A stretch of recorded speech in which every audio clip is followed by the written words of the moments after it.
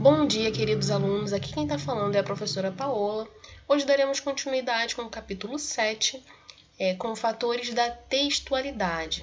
No módulo 1 do livro de vocês, nós vimos dois deles. Vamos recapitular agora. A coesão e a coerência, que são fundamentais na construção de um texto.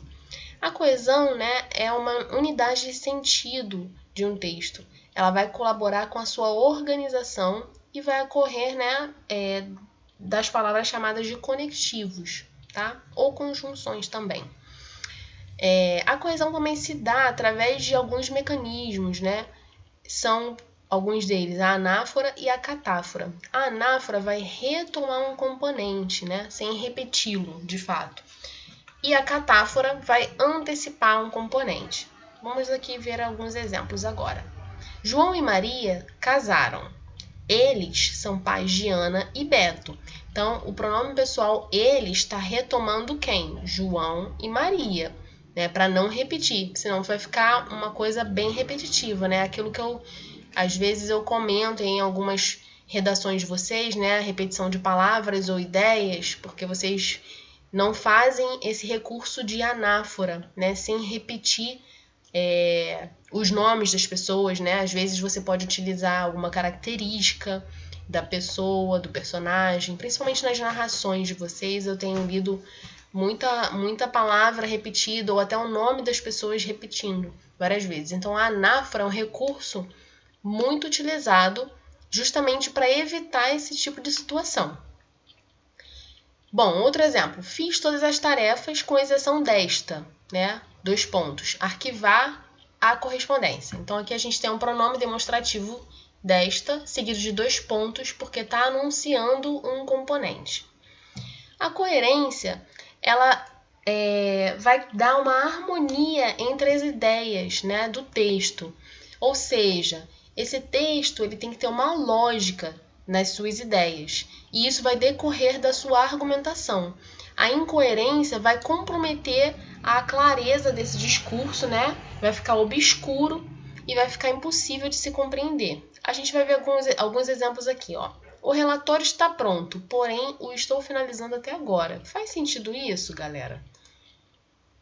Então, ó, o relatório está pronto ou a pessoa está finalizando? Uma coisa ou outra, Então, essa coerência aqui foi comprometida, Então, a gente tem uma incoerência nessa sentença.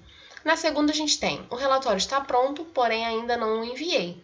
Aqui, o objetivo foi alcançado, a gente conseguiu compreender o que está sendo dito, E o conectivo, porém, foi utilizado corretamente nesse caso. A situacionalidade, é um dos fatores da textualidade também.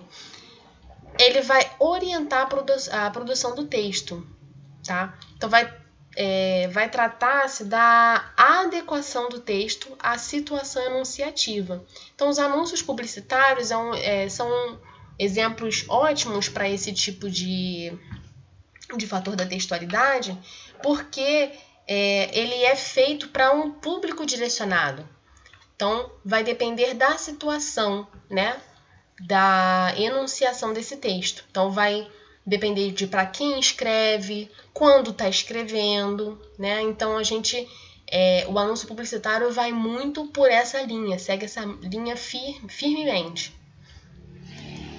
A intencionalidade vai estar pautada no objetivo que levou o autor a produzir aquele texto, ainda que seus objetivos não sejam plenamente alcançados. Então, um exemplo é dizer que está um dia ótimo para ir à praia em um dia chuvoso. É um caso de ironia. Hoje em dia a gente usa muito a hashtag, nas redes sociais, hashtag só que não, Então, essa hashtag só que não é um tipo de ironia.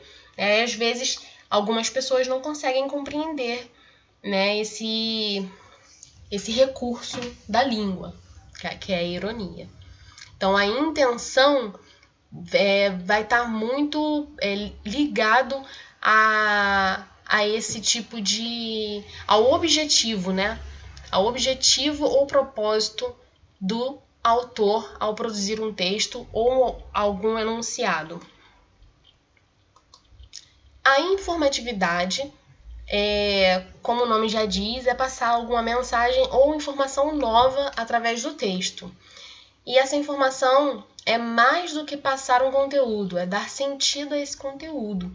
Um ótimo exemplo seria o gênero notícia, né, porque tem essa função, informar, e o interesse do leitor vai depender da previsibilidade do texto. O que seria isso?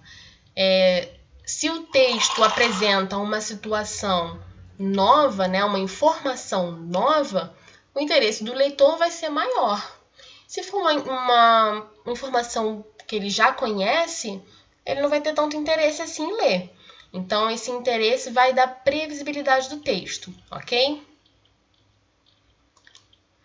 Intertextualidade diz respeito à relação que o texto mantém com outros textos, ou seja, a forma como ele dialoga com os outros textos.